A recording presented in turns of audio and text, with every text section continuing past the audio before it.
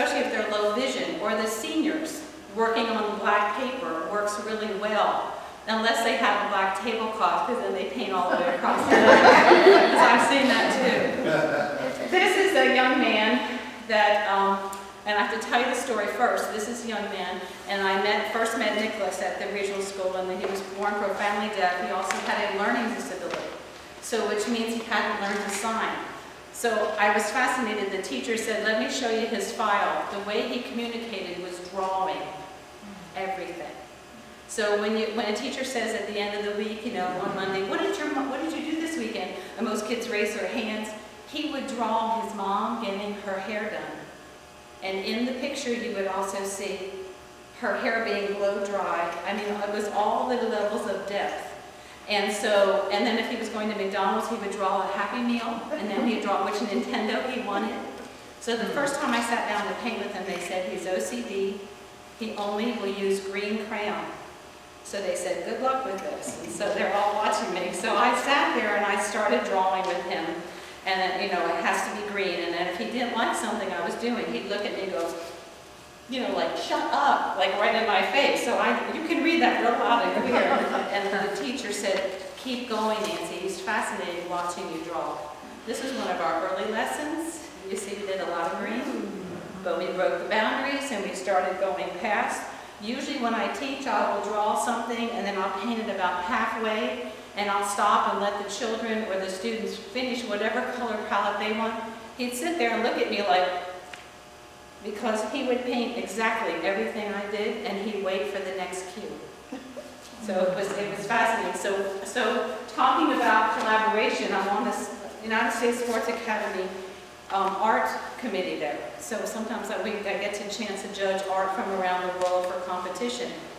And I got to meet one of the heads of, in China, they told me later he was like the equivalent of meeting the head of Nike for our country, very wealthy man. And so I thought, he was fascinated. He came to the art center and saw me describing through his translator the work we do. So I went the next day and I had Nicholas, I outlined a golf putting green with the flag in it, you know, and then I put greens, you know, the trees and the bushes in the foreground, and I said, I'm going to teach Nicholas different shades of green. So he was happy. We did the putting green a certain color. And I said to the teacher, watch out, I'm going to add some yellow, and we're going to add some white.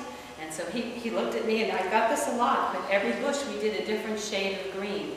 I said, okay, now watch out, I'm going to introduce red for the flag. And she said, okay, he's okay. She said, keep going, he's following you. So the very last thing I did, I said, I'm going to rock his world. I'm going to contaminate his green with some red. And we did the tree trunks. And he just kind of looked at me, and I looked up, and the teacher was crying. He's in this silent world, but it was like a breakthrough. That's what art can do. So that's my story on Nicholas. What's the next thing on the list? What have I not covered? Tell me, give me a question then. Let's answer it. Okay, come on, I want some interaction. Come on. Okay, somebody tell me a dream job they wish they had. Tell me something, if you could just immerse in it for the day and be it. Raise your hand. Somebody tell me something you always wish you could do. Actress. Actress? Mm-hmm. Okay. Okay, and what did you say? Fly. Fly. Yeah. Okay. You want to be a fly or No. You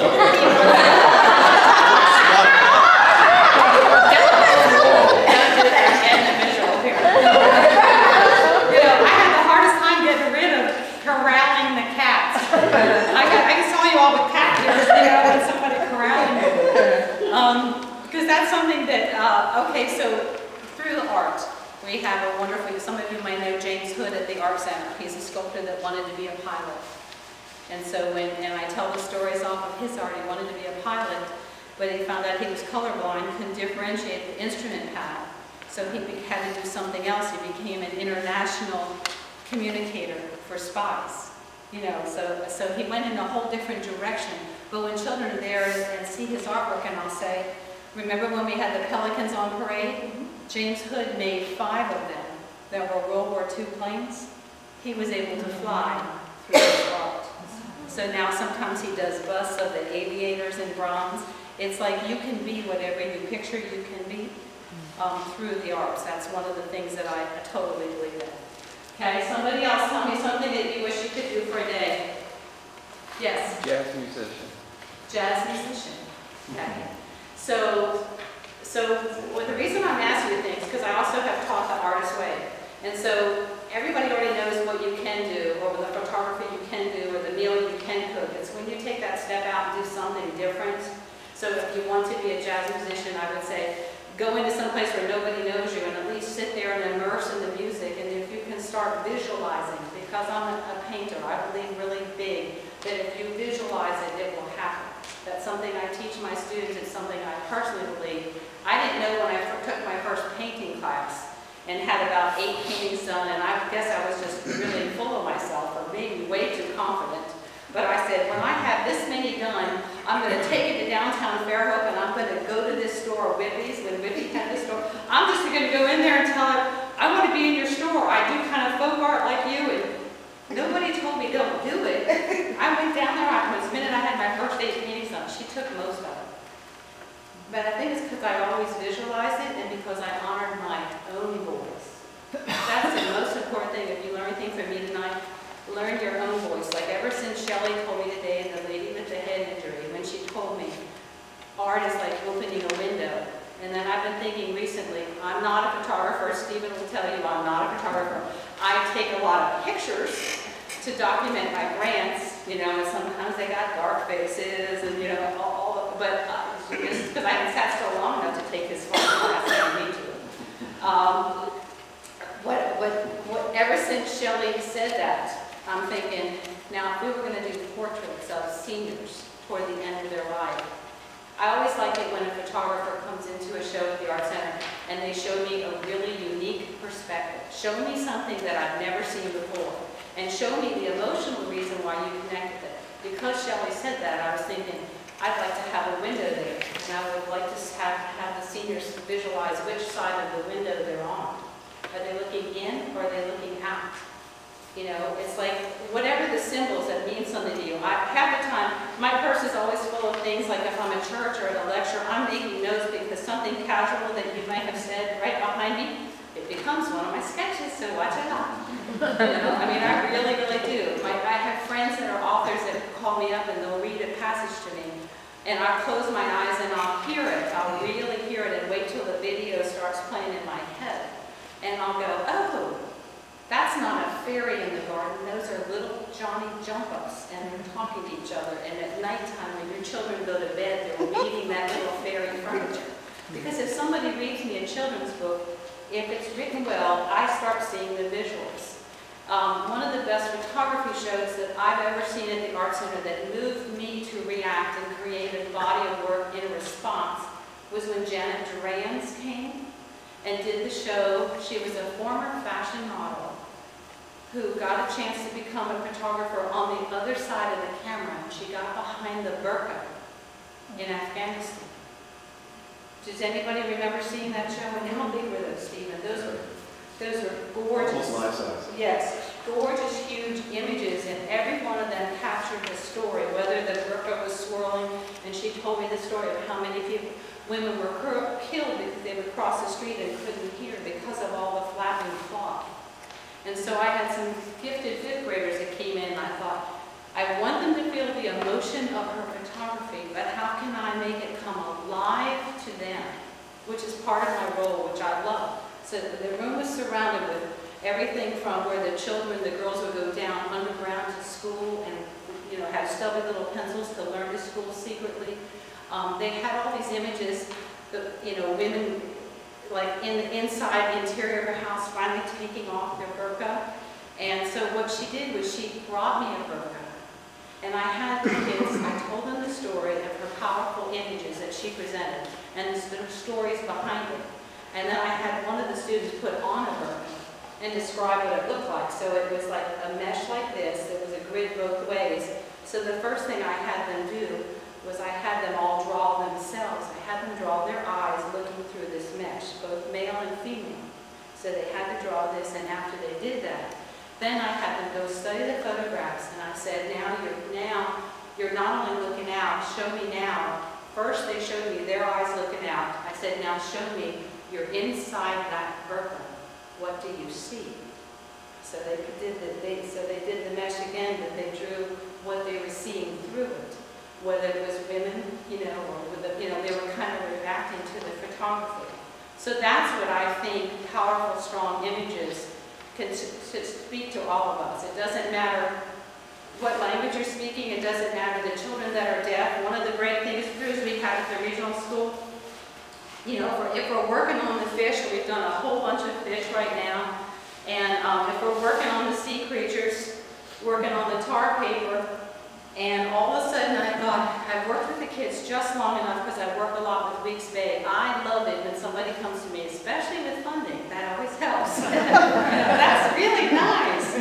But they come to me and say, we want you to collaborate. And I'll say, tell me what you're thinking. And I always have things simmering on the pot right here, and some things simmering 6 months or a year away.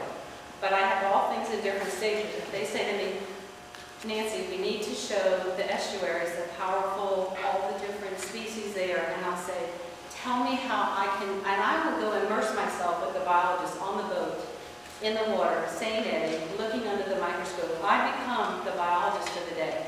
I become the actor, the jazz, whatever. I like to, it's like when I had a little background in acting too, but it's like you get into the role, so that you can understand. Or Carol takes me on a boat ride out at 5 Rivers too, and it's whatever. And then I go, how can we collaborate and teach that? So I've been teaching the kids, and I took the children, the deaf and blind, among other populations, to go on the boat ride and to learn. And I'm learning the sign for jellyfish might be this. I'm learning all the. This is obviously crabs. And I know one thing: if you're drawing a fish, and a Hispanic boy named Angel didn't put the tail on it.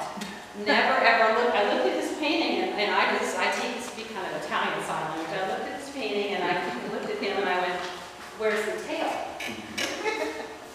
He laughed hysterically. I'm sure I just said I had Taco Bell for lunch. No idea what I said, but he was just. Every time I see him now, I go. He looks at me, and he's waiting, and I go like this. He just bursts out laughing. When Angel's drawing and he's having a really good time, he makes involuntary sounds. And when I take my interns, they'll think he's alarmed. I'll say, no, if he's drawing, it's because he's stimulating and he's enjoying it. The breakthrough that we had just yesterday is I've been having them draw the fish and the shrimp and the crabs. And I've been giving them, first of all, I had to show them literally. The way I teach drawing is I draw with them, and I show them spatial proportions, and I do it line on the paper, line on the paper. We draw a curve, we draw a curve. We do things little pieces at a time. They're so comfortable drawing marine life now, I can't bring in the visuals fast enough. And so now they're running back to the rooms, going on the computers and typing out something, and I'm looking, I'm turning around, a girl there, a couple girls there, I'm looking, my gosh, they're drawing shrimp boats on their own. They're drawing the entire shrimp boat with all the netting and all the line. And I found out the one girl that's deaf, her daddy has a shrimp boat and hasn't been able to work since the oil spill. So I felt like I helped her voice it, and then the science teacher was talking to her, yes, that was her dad's boat. And then I'm looking at another one, and she was, and so I asked, could I have this one student stay after? She just got her cochlear transplants, but it's not doing so well. She's been deaf her whole life, and she's about 12, and she's from the Philippines. I know she's going to be an artist. I asked her if she would stay after school so I could keep developing her. And her mom came in, she said, I catch her at night when I send her to bed. She's standing by her window drawing by the moonlight.